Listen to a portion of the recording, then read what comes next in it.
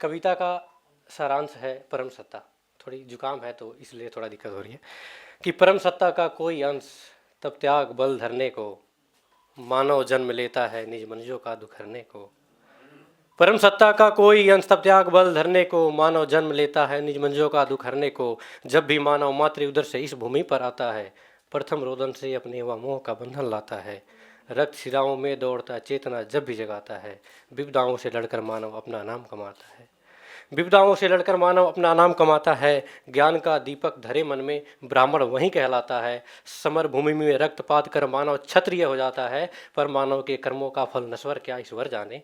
कर्म करना ही कर्म है मेरा, कर्म ही केवल नर जाने। पर चमत्कार ही होता है जब मानव स्वेद बहाता है, मरुस्थल की भूमि पर कर्मों का फूल खिलाता है। पर चमत्कार ही होता है जब मानव स्वेद बहाता है, मरुस्थल की भूमि पर कर्मों का फूल खिलाता है। पर काल चक्र बड़ा जयी है, बचपन धूमिल करता है। पर काल चक्र बड़ा जयी है, बचपन धूमिल करता है। बचपन को छोड़ जवानी में पग धीरे धीरे धरता है, तब से ही नाद होता कहीं बन की गहरी गुफाओं में। मानव का रक्त उबलता है देह की भीतरी शाखाओं में। मानव का रक्त उबलता है देह की भीतरी शाखाओं में। पर एक चेतना बड़ी सयानी आकर के फुसलाती है, पर एक चेतना बड़ी सयानी आकर के फुसलाती है। प्रथम प्रथम इसी आयु में प्रेम कला सिखलाती है। अब यहाँ से एक प्रश्न उत्तर है, थोड़ा समझिएगा कि पर तब से ही नाद होता कहीं बन की गहरी गुफाओं में। मानव का रक्त उबलता है देह की भीतरी शाखाओं में, पर एक चेतना बड़ी सयानी आकर के फुसलाती है। प्रथम प्रथम इसी आयु में प्रेम कला सिखलाती है। कला क्या है, प्रेम क्या है, यह कौन मुझे बतलाएगा।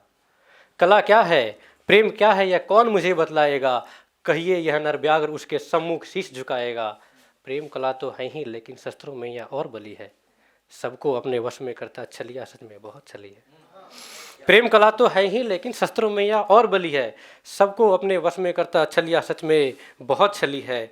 अद्भुत बल है यह, इसका धारण कौन करता होगा। इतना बल पाकर फिर धीरज कैसे धरता होगा। धीरज एक अवस्था मात्र या मन को ही हर लेता है, जैसे पानी की लहरें ऊपर नाव खेवैया कहता है।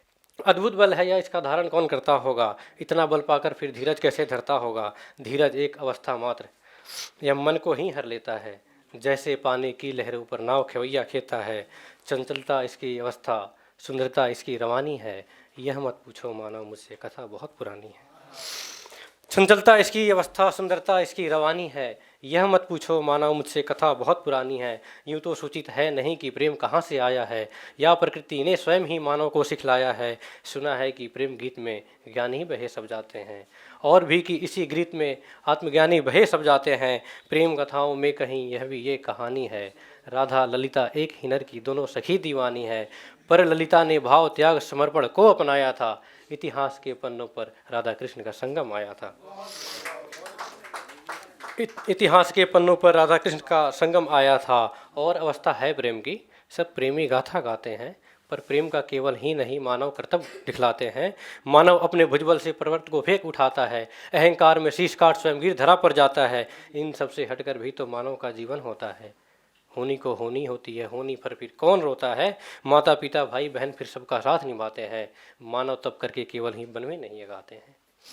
मानव तब करके केवल ही वन में नहीं अगाते हैं। मित्र सखा सहचर होते हैं और होते हैं साथी, और एक रमणी होती है पिया के मन को भाती। पिता के आशीष छाह में पुत्र खड़ा होता है, गिरता नन्हे पैरों पर फिर उठ खड़ा होता है। भाई भाई की भुजा होता है साथ निभाता है, भ्रात प्रेम से द्रवित होकर देवता शीश नवाता है।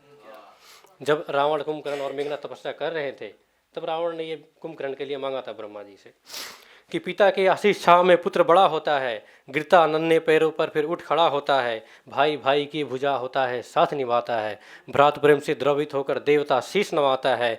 बहन भाई को दे आशीष आगे की राह बढ़ाती है, स्त्रियों के मान सम्मान का उसको पाठ पढ़ाती है। पर दो स्त्रियों के वर्णन में बड़ी है विपदा भारी, पर दो स्त्रियों के वर्णन में बड़ी है विपदा भारी। दोनों के दोनों पूजनीय, दोनों अद्भुत है नारी। विपदाओं में माँ की गोदी कवच ढाल बन जाती है, जीवन के अद्भुत संगम का पत्नी बोध कराती है।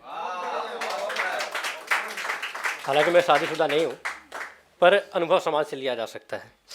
दो स्त्रियों के वर्णन में बड़ी है विपदा भारी, दोनों के दोनों पूजनीय, दोनों अद्भुत है नारी। विपदाओं में माँ की गोदी कवच ढाल बन जाती है, जीवन के अद्भुत संगम का पत्नी बोध कराती है। पर माता नहीं होती है केवल पुत्र सुता जनने वाली, प्रिया नहीं होती है केवल आलिंगन करने वाली।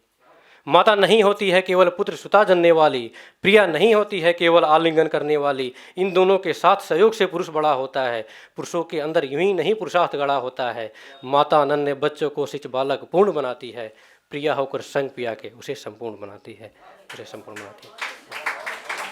अगर आप ये वीडियो YouTube पर देख रहे हैं तो हमारे चैनल को सब्सक्राइब करें और बेल आइकन को दबाना ना भूलें। अगर आप Facebook पर ये वीडियो देख रहे हैं तो हमारे पेज को लाइक करें।